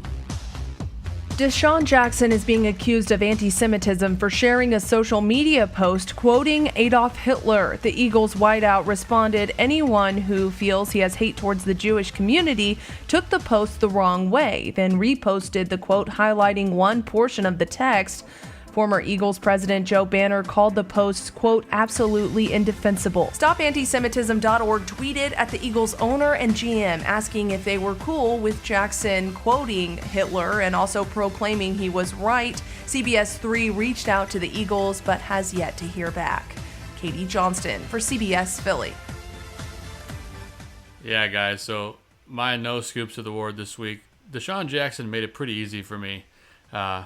Anytime you quote anti-Semitic things on social media, especially in a time of, how our country is right now, both racially and ethnically divided, it makes it hard. And I think it was a knucklehead thing to do on his part. And, he tried to correct it by reposting it and crossing out, the stuff that was considered anti-Semitic. But the damage is already done, DeSean. It wasn't a smart thing. It's a bad look. The Eagles are, I hear that they may be even considering severing ties. I don't know how true that is. But hey, look at what happened to Riley Cooper. I believe that was on the same team. Yeah. When he said things, and that got him fired. So go on. I'm sorry, Joe. No, I was just going to say, the damage has already been done, DeSean. You were a knucklehead, and whatever comes your way, you truly deserve for posting what you posted. And for that reason, you, sir, get my No Scoops for You award. Mike, real quick, thoughts on the situation? Yeah, I mean, I didn't even know DeSean Jackson was still even relevant. So if this is a relevancy kind of push for him, I mean, congratulations, DeSean. You got your name back on out there in a really shitty way. But I mean, this is terrible. You shouldn't be doing this. Keep your thoughts to yourself. I mean, I'm a very big believer. If you have nothing nice to say, don't say it at all. Just shut your face. And it's the backlash. It's well deserved. So I mean, congratulations. The apology. It's already been out there, but it's just bad marking on bad marking. Yeah, quoting Hitler or anti-Semitic things, definitely a terrible idea, especially right now. And it should be he should be lambasted just as much as anybody saying anything against Black Lives Matter or anything else. That kind of talk should not be accepted in any social society. I agree wholeheartedly. That's where I think the change is starting to occur. I had some conversations on Twitter with some people in the last week about this, and it's just I think a part of what's going on is we can't just to not say anything when people say things in public or post things in public that are outlandish or downright offensive. They should be called on if that's how you feel, because if you don't, then it becomes normal.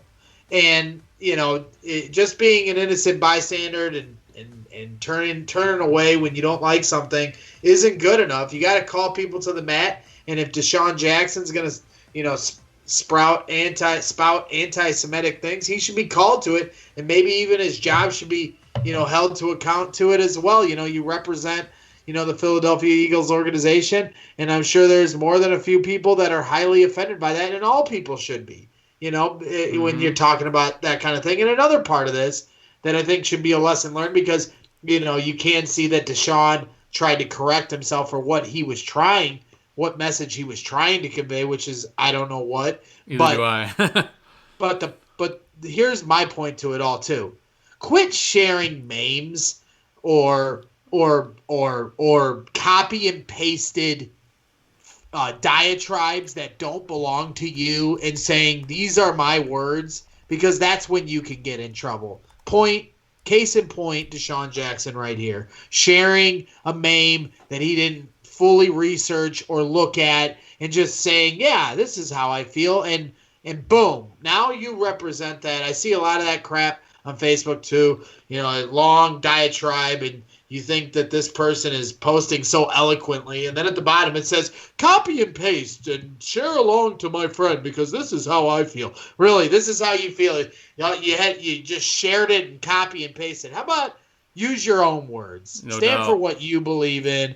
Quit sharing and copy and pasting your whole life away, and stand for what you say. Use your own damn words. That would be my opinion on either side of the aisle. Sometimes I get really nauseated seeing the copy and paste diatribes, and I think that this falls into that category because he's just sharing a meme. Enough with the memes. You're not proving a point with your stupid picture, okay? I don't care what side you believe in. Your meme isn't going to change my opinion. So you're only putting it out there to serve yourself. You're not out there teaching anybody anything. And that is my rant for the night. Am I the only one that calls them memes, or is that just you calling it memes, Greg? I call them memes. I've heard some people call them memes. What do you call it? I call it a meme. Yeah. Meme? I had no idea what the hell you were saying there. Meme, meme. What would you call it, Mike? A meme. A meme? It's all right, it's M-E-M-E. Meme? Meme. Do you call it a GIF or a GIF? A GIF. GIF. Okay. I think this has everything to do with the region talk. Listen here. It's possible. I think we've figured it out, Joe. Okay. How do you say daughter? Do you say daughter or do you say daughter? Daughter. Okay. Because I know a couple of goofballs that say daughter. I've heard the news. Yes. Yes. Well, anyway, that's enough to talk about. I gotta make a meme so about no this. scoops for you, DeSean Jackson, for saying anti-Semitic things and sharing stupid memes. Use your own words and stop being so hateful. There you go. And Mike, what are you talking about? He's not like, you acted like you were like, oh, who wins DeSean? DeSean Jackson's still a good player. I mean, hateful rhetoric aside, really good player. I didn't, honestly, I haven't heard his name in a while. I didn't even know he was still even relevant in the NFL anymore. No, still a very good player. Still very. Hey, I think that's what happens, though, when you go. He's okay. That's kind of what happens after you go to Washington, I guess, though. Well, he was on the Eagles last year, right? He returned home. I think he's back on the Eagles. Was, well, obviously, he's back on the Eagles now. He was on Tampa. He was on Tampa. Before that. He got hurted. He got real hurted. Yeah. Well, anyway. I would have taken him short of the racist or anti-Semitic comments. Minus that. There you go. And without further ado, gentlemen, let's go into the polar opposite here. Now let's dive into 2 scoops for you. Now it's time for 2 scoops for you. This is the stuff we love this week in sports and the stuff that really gets us fired up.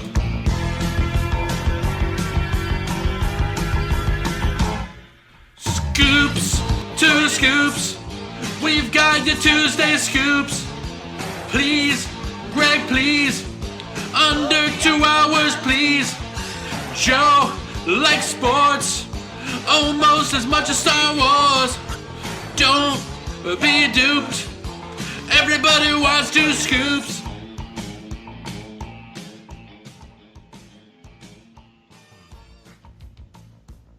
And now it's time for our 2 Scoops Award, guys. And I don't have an audio clip for this because this news just broke right before we went live. But in light of the news that the Cleveland Indians and the Washington Redskins are considering name changes, the Blackhawks released a team statement to the Chicago Sun-Times Tuesday evening, standing by their name and Native American logo. The full statement reads as follows.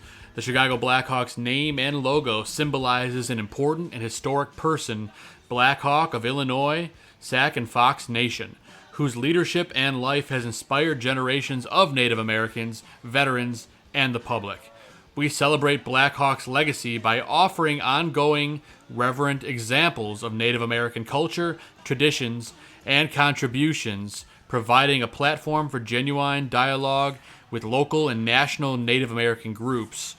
As the team's popularity grew over the past decade, so did that platform and our work with these important organizations.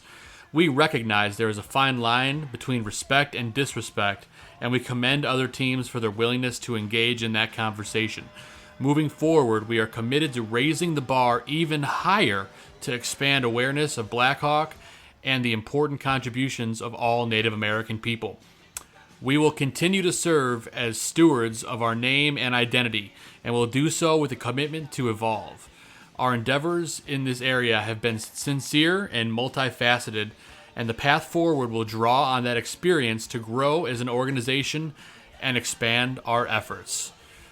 Great statement from a great organization, guys. I have to commend the Blackhawks here because I thought that was really well said, and I like how they handled things progressively, and I think they do respect the logo. It's one of the best logos in sports, as Mike and I talked about yesterday, and I just really like what the Blackhawks had to say. Greg, what are your thoughts?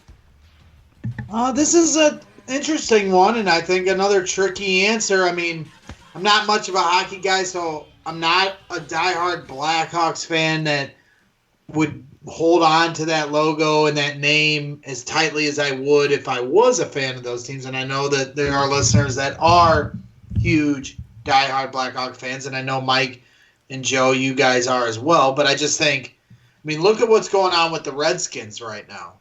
You know, money talks, bullshit walks. So, you know, the Blackhawks can put this out, and they can be commended for that and the work they're doing with, you know, Indians or the Blackhawks to make the name, to show the name off. But if the Redskins, their 3 top sponsors who hold 40% equity share in the team said, if you don't change the name, we're walking.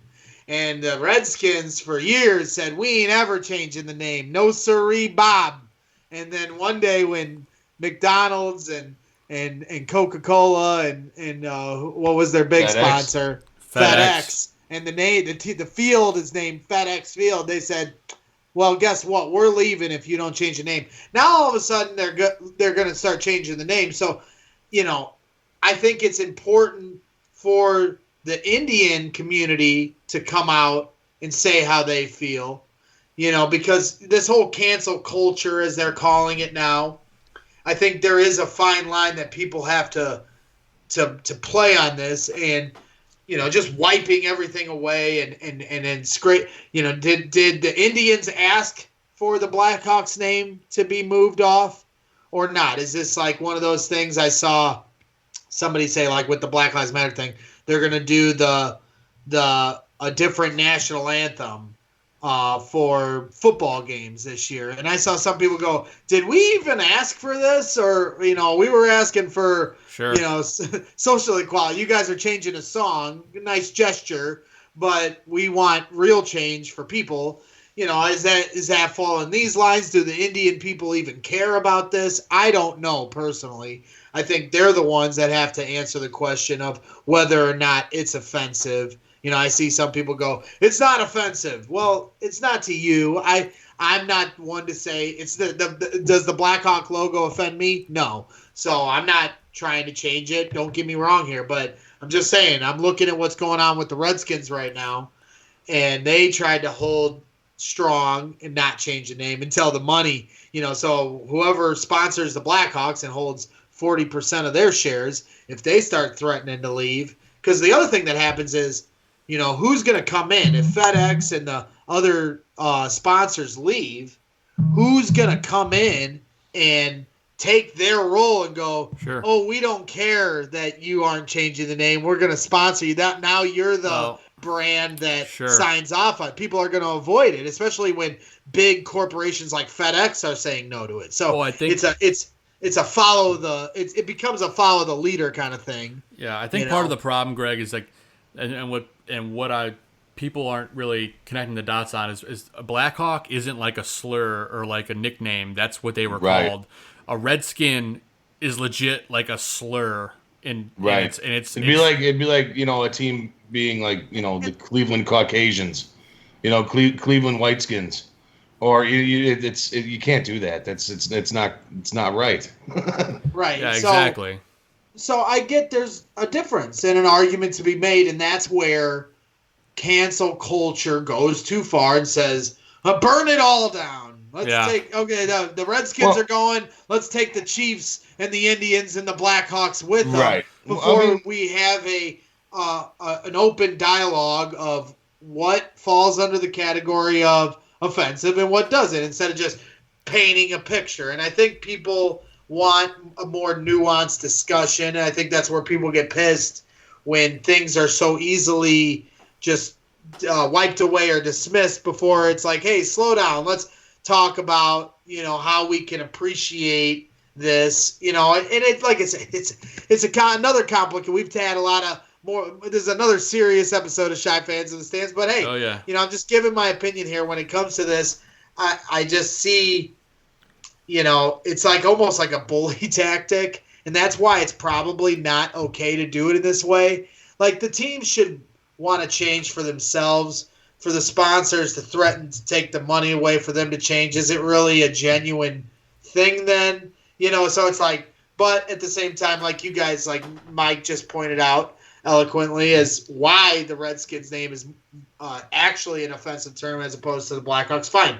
I definitely don't disagree with that, but I'm just saying when it pertains to what the Blackhawks, I'm going to leave it to the Indians to answer the question. And if they say it's cool, then I'm cool. I'm all for tradition, but it's also about respect, But hey, when they changed the Washington Bullets to the Washington Wizards because they thought Bullets was Washington too offensive. Was a shithole at the time. Well, but they were trying to better their image and get away from the violence that was in the area, right? Sure, but the Bullet is the name of the team really inspiring more gun violence?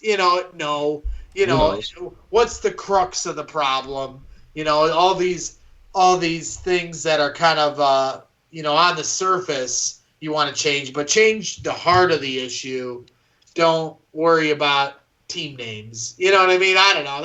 That's kind of where my head's at and all. But hey, things change. That's life. Right. I mean, to kind of bring my point to it. I said it a little bit on last night on my show. It's. I don't want to see the name change for the Blackhawks. There is a lot of logo behind the Blackhawks name, and there's a lot of backing behind the logo in itself. The actual Blackhawks were inspired by the 333rd Machine Gun Battalion of the 86th Infantry Division in World War II. And I got this huge book. I could pull it out for you guys next week, and I'll show you guys where it's like the history of patches. I have every single NHL patch that was ever on the face of a jersey, and it gives a quick synopsis of it. And it's based, the Blackhawks, they were nicknamed the Blackhawks after the famous Illinois Sauk Nation figure, Black Hawk. That was his name. He was his chief Blackhawk. But really? We see this all over the place, though, in sports now. We've seen it now going on with the Redskins, which we just said, hey, very derogatory term, not a good place to be. You don't call somebody, the Boston Blackskins. You don't call, the Washington Whiteskins, Washington Redskins. It doesn't matter. That's not cool. But we've seen this also play a different way, which I was worried about. You've seen this play out with North Dakota College. They were North Dakota Fighting Sioux. They almost like the same type of logo as the Blackhawks were. And it was an honor, they thought they were honoring a once great nation, the Sioux tribe, the Native American Sioux, and they changed their name now to the North Dakota Fighting Hawks. So that logo is obsolete now. The logo, it's a touchy subject, but I'm glad that the Blackhawks did come out with this and say, hey, no, we're not doing this. We're not getting rid of our logo. We're not, because it's honoring Chief Blackhawk. It's honoring Native American tribes and it sounds like it makes sense. I don't think you should feel hesitant to say it. There's nothing wrong, but like I said, I'm gonna leave it to let's bring a guy that's Indian guy on. He can tell. That's how I feel about it. It's like hard, like when we're talking about the Black Lives Matter issues and it's three white guys talking about it, or talking about women's rights, it's three white guys talking about it. Now we're talking about, what's offensive to an Indian person, it's three white guys. I don't, for me, I'm just like, hey, you let me know and we'll have the discussion.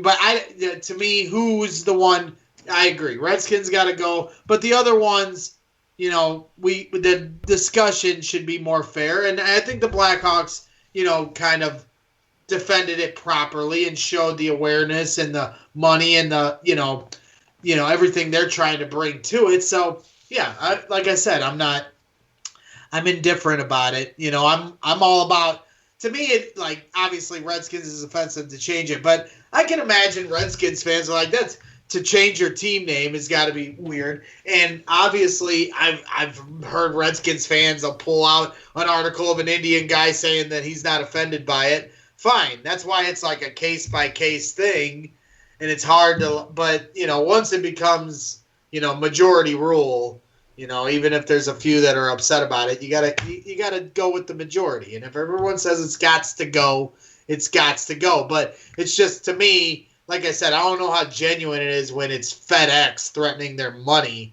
To now Dan Snyder's gonna find Dan Snyder's a fucking dildo. This is all money driven. It's like I don't. To me, it's not genuine. So like, I'd be like sitting there, if I was an Indian person I was offended by, I'd be like, oh yeah, now you're changing it because FedEx is running off on you. I don't know. To me, it seems disingenuous, but changes need to be made. Yeah, Dan Snyder sucks. Everybody knows he's the worst owner in the NFL. He's garbage. They can get Albert Hainsworth like $400 million.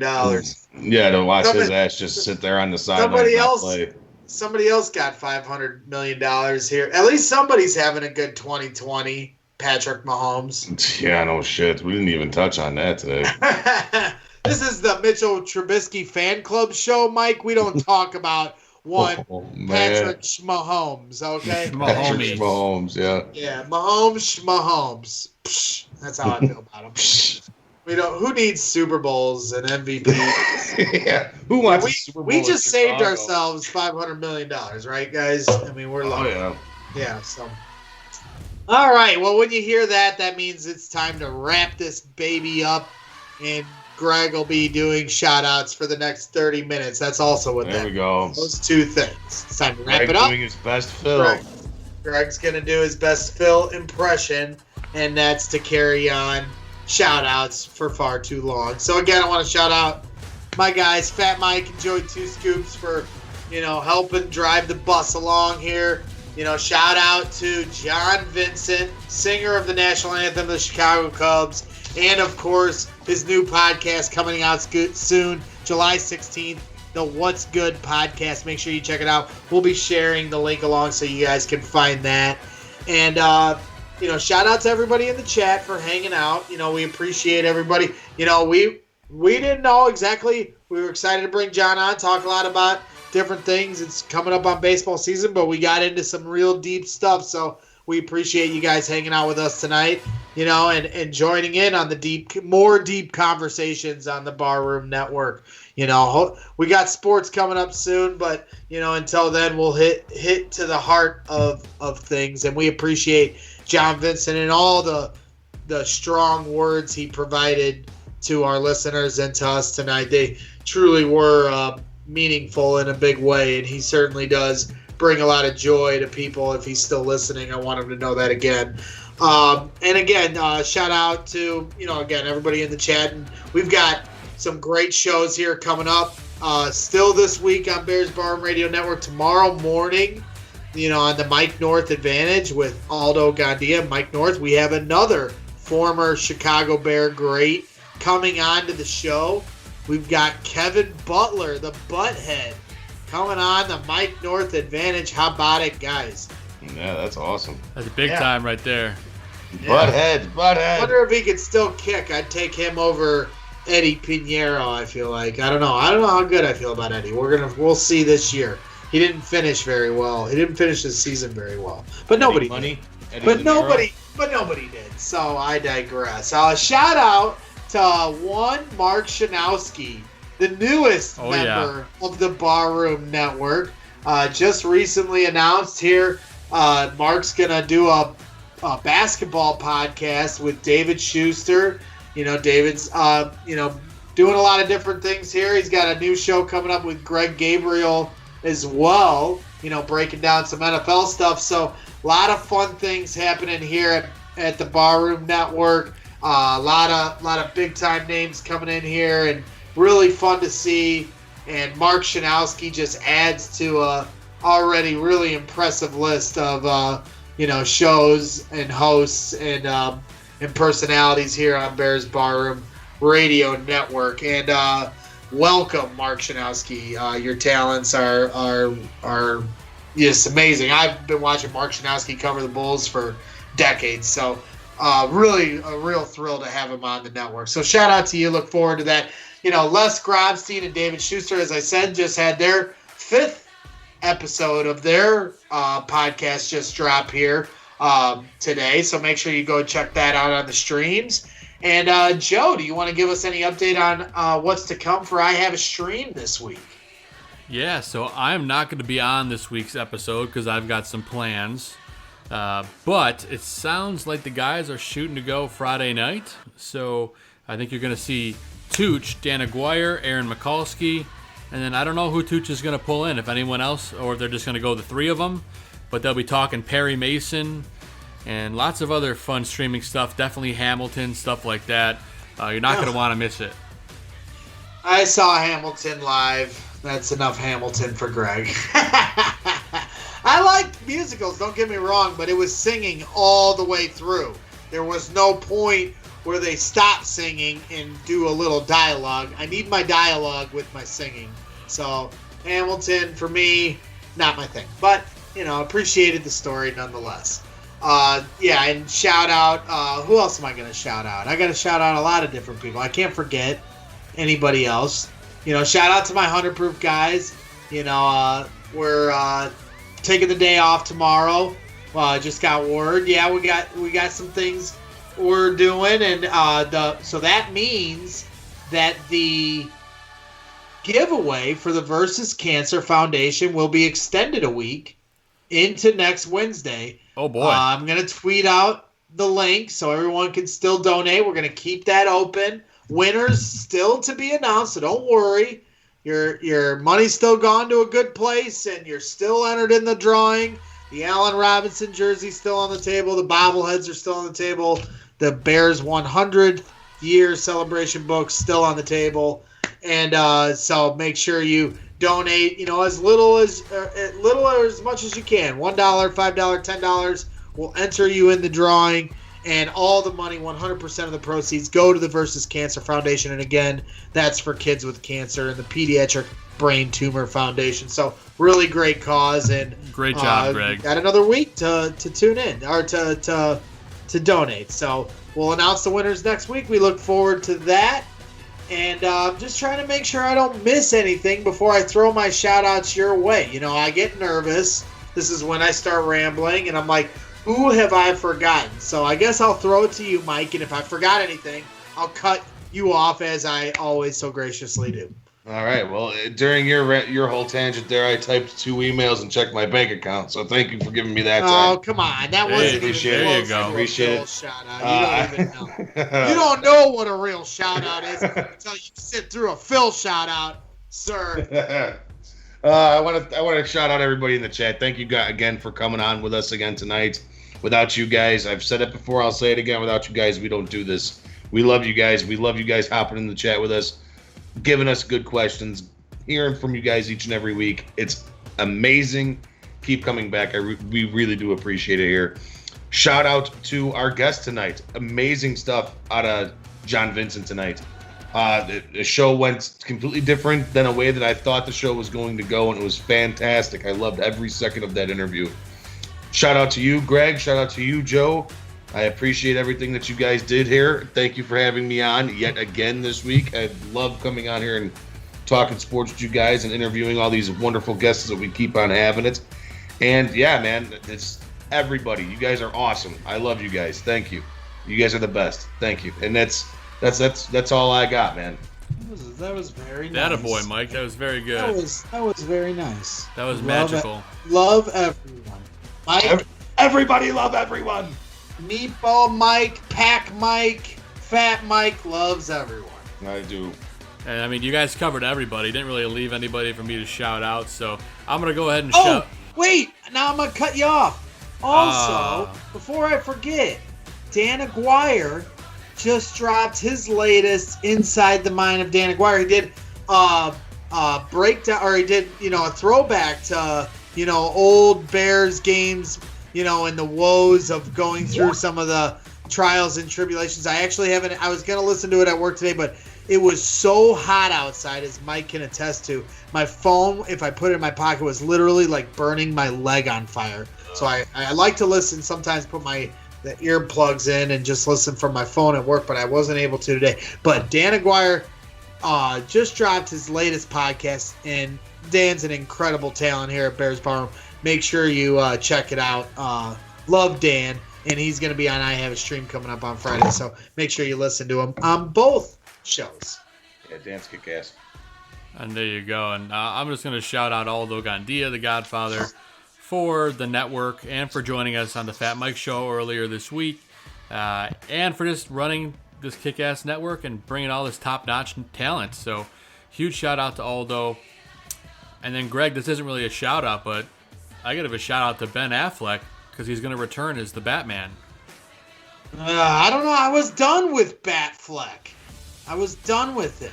You know, I thought Michael Keaton, but now there's just so much going on with Batman news and all these like different. So much going on with Corona. There is. Batman We got the Robert Pattinson Batman coming out. It turns out today it's going to be a movie about him and the Butler.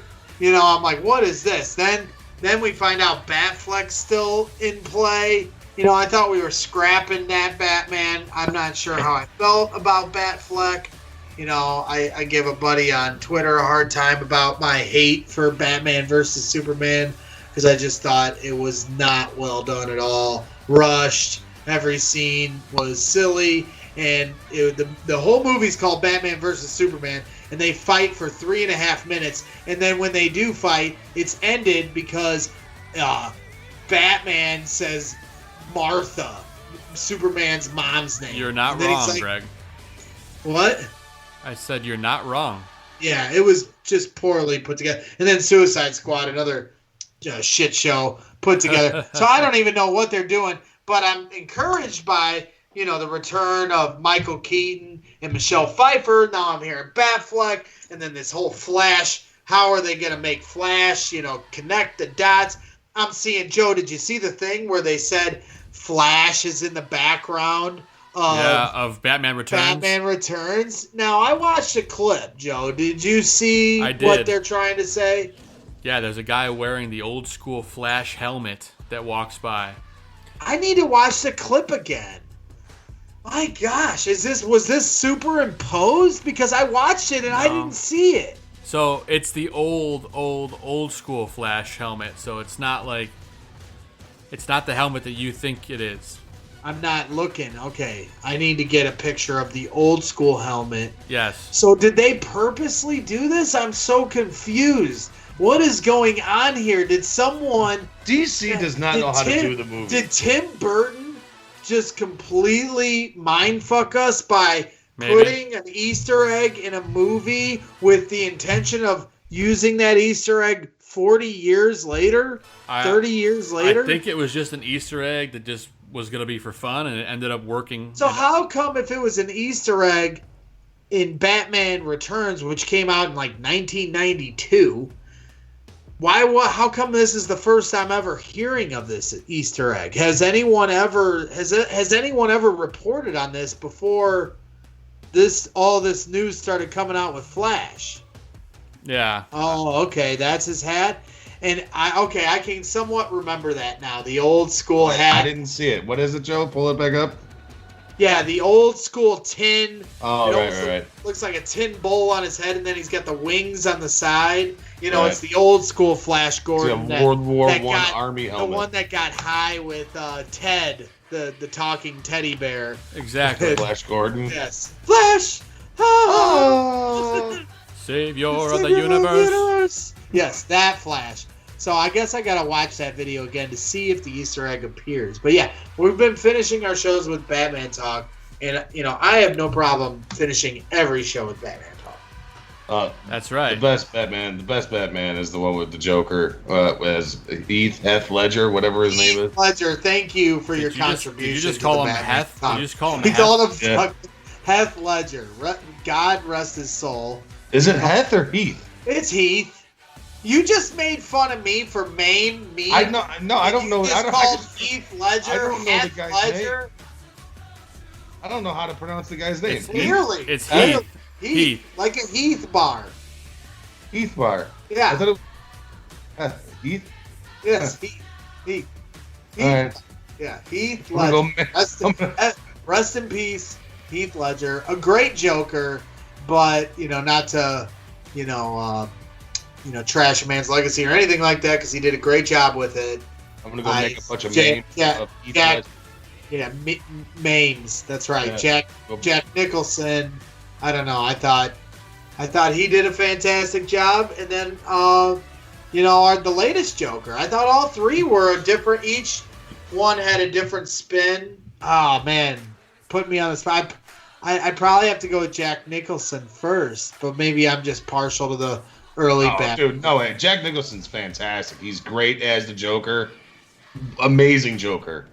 But Heath Ledger. Whatever the hell his name is. Well, here's where I'm frustrated. He's the best Joker, man. He did a great job. There's no question. But run the tape back. He's barely in the movie, it feels like, because he's, when they use him, it's just such, just amazing scenes. But I wanted more. And then, obviously he passes away tragically before they can finish filming the movie. So the way he's, pushed off at the end of the movie is such an unopened answer, and it's so frustrating.